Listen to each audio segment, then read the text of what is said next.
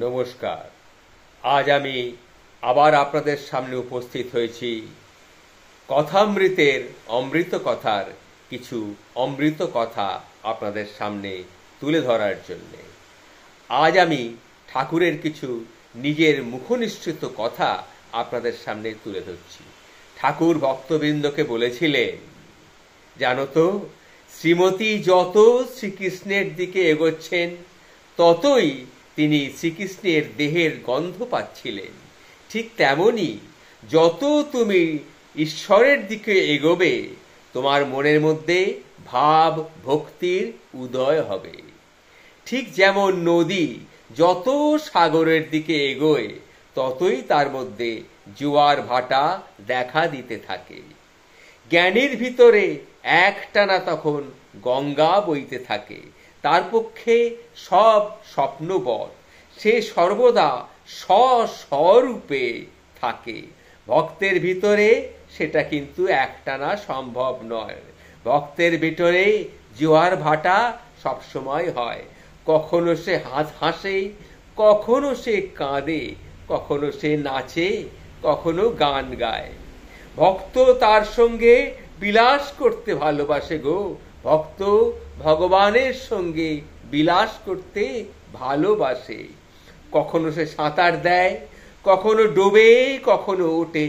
যেমন জলের ভিতর বরফ টাপুর টুপুর করে, ঠিক সেই রকম গো, ঠিক সেই রকম। জ্ঞানী ব্রহ্মকে জানতে চায়। ভক্তির ভগবান সরস্বই পূর্ণ সর্বশক্তিমান ভগবান। কিন্তু বস্তুত ব্রহ্ম আর শক্তি তারা অভেদ। যিনি সচ্চিদানন্দ তিনি সর্বশক্তিমান সর্বশক্তিময়ী। যেমন মণির জ্যোতি জ্যোতির মণি। মণিকে জ্যোতি ছাড়া যেরকম কল্পনা করা যায় না, ঠিক সেই রকম জ্যোতিকে মণি ছাড়া কখনোই কল্পনা করা যায় না বা ভাবতেও পারা যায় না। এক সচ্চিদানন্দ রূপ, শক্তি ভেদে উপাধি ভেদে ভেদাভেদ থাকে, তাই নানা রূপ। সে তো তুমি গো, সে তো তুমি, তুমি গো তারা, এইরকম ভাব থাকে। যিনি স্থিতি সৃষ্টি প্রলয় করেন তিনি হলে গেন আদ্যা শক্তি। আবার সচ্চিদানন্দ ঠিক সেই রকম, তিনি গিয়ে সবাইকে সব রকম ভাবে সবার প্রতি সমান দৃষ্টি দেন। তিনি হচ্ছেন সচ্চিদানন্দ ভগবান। এই বলে ঠাকুর আস্তে আস্তে সমাধিস্থ হয়ে গেলেন। তখন আবার কিছুক্ষণ চুপ থাকার পর ঠাকুর চুপ করে রইলেন। তারপরে বললেন, কি গো তোমরা সব কি এত কথা কইছো গো? সেখানে নরেন্দ্র উপস্থিত ছিল। তিনি নরেনকে বললেন, কি নরেন, তুই চুপ করে বসে আছো কেন গা, কিছু কও। তখন নরেন্দ্রনাথ বললেন, আমাদের কি আর কথা হচ্ছে, সবই তো আপনিই বলছেন ঠাকুর, আপনি বলুন। তখন ঠাকুর বললেন, কিন্তু শুদ্ধ জ্ঞান আর শুদ্ধা ভক্তি এগুলো এক।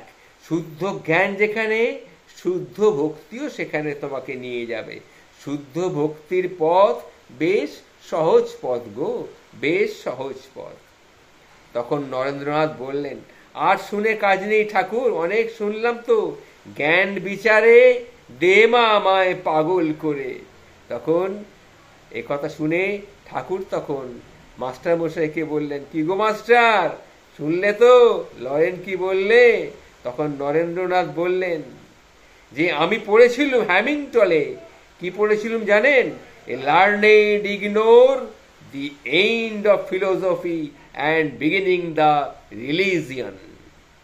এ কথা শুনে তখন ঠাকুর বললেন, ও লরেন, এত ইংরেজি বললি, আমি তো কিছুই বুঝলাম না, এর মানে কি রা লরেন, একটু মানেটা বুঝিয়ে বল। তখন নরেন্দ্রনাথ বললেন, ফিলোসফি মানে দর্শন শাস্ত্র। এই দর্শন শাস্ত্র পড়া শেষ হলে মানুষটা পণ্ডিত মূর্খ হয়ে দাঁড়ায়। তখন ধর্ম শুরু হয়, ধর্মের আরম্ভ হয় সেই সময় থেকে। তখন ঠাকুর বললেন, থ্যাংক ইউ। এই কথা ঠাকুর বলে হাসতে লাগলেন। এ কথা ঠাকুর তখন ভক্তদের সামনে বলেছিলেন, সেখানে নরেন্দ্রনাথ দত্ত উপস্থিত ছিলেন। আজ আমি এই কথাটা আপনাদের সামনে তুলে ধরলাম, কথামৃতের একটি অংশ, পঞ্চম পরিচ্ছেদের একটি অংশ।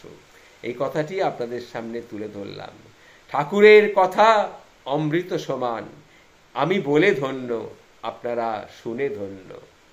জয় শ্রী ভগবান, জয় জয় শ্রী ভগবান, জয় শ্রী ঠাকুর রামকৃষ্ণ ভগবান স্বরূপ, জয় শ্রী রামকৃষ্ণ, জয় শ্রী রামকৃষ্ণ।